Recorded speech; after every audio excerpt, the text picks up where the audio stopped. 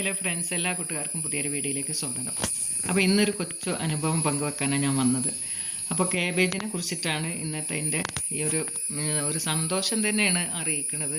പൂന്തോട്ടത്തിൽ ഈ ഒരു കാബേജിൻ്റെ തൈ നട്ടിട്ടുണ്ടെങ്കിൽ ഒരിക്കലും നിരാശപ്പെടേണ്ടി വരില്ല. റോസാപ്പൂവിൻ്റെ പോലെ തന്നെ സുന്ദരിയായിട്ടിരിക്കും ഇതിട്ടാ.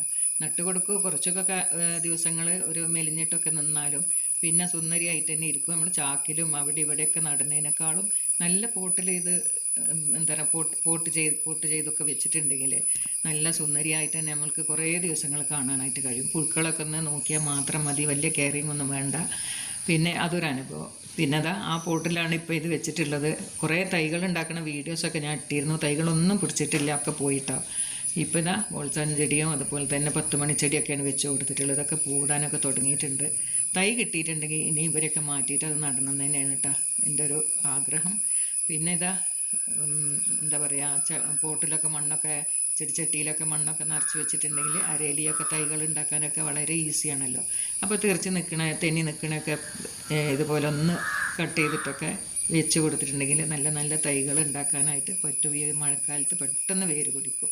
അപ്പോൾ ഇന്നത്തെ വീഡിയോ ഇത്രയൊക്കെ തന്നെ ഉള്ളൂ കേട്ടോ. പിന്നെ ഇതിലായിരുന്നു ആദ്യം ചുവന്ന ചീര നട്ടിരുന്നത്. അതിൻ്റെയൊക്കെ വീഡിയോസ് ഞാൻ ചെയ്തിട്ടുണ്ടായിരുന്നു. ഇതിപ്പോൾ താനേ മുളച്ച് വന്നതാണ് കേട്ടോ. ഇത്തരം ചെടികൾക്ക് അങ്ങനെയാണല്ലോ, ചേമ്പ് പോലെ അടിയിൽ കിഴങ്ങൊക്കെ ഉണ്ടാവും. അപ്പോൾ ഇതൊക്കെയാണ് അനുഭവങ്ങളെന്ന് ഞാൻ പറയുന്നത്. പിന്നെ പൊന്നാങ്കണ്ണി ചീര, ഇത് സ്നേഹ സമ്മാനമാണ് കേട്ടോ. ഓരോരുത്തരും സ്നേഹ സമ്മാനങ്ങൾ തരാറുണ്ട്, ഞാൻ കൊടുക്കാറുണ്ട്. അത് ഭയങ്കര ഒരു ഇഷ്ടമാണല്ലോ നമുക്ക് അങ്ങോട്ടും ഇങ്ങോട്ടൊക്കെ എന്താ പറയുക ഷെയർ ചെയ്യുന്നത്. പിന്നെയെന്ന് പറഞ്ഞാൽ കാശ് കൊടുത്തിട്ടൊന്നും അധികം ചെടികളൊന്നും വാങ്ങാത്ത ആളാണ് കേട്ടോ ഞാൻ.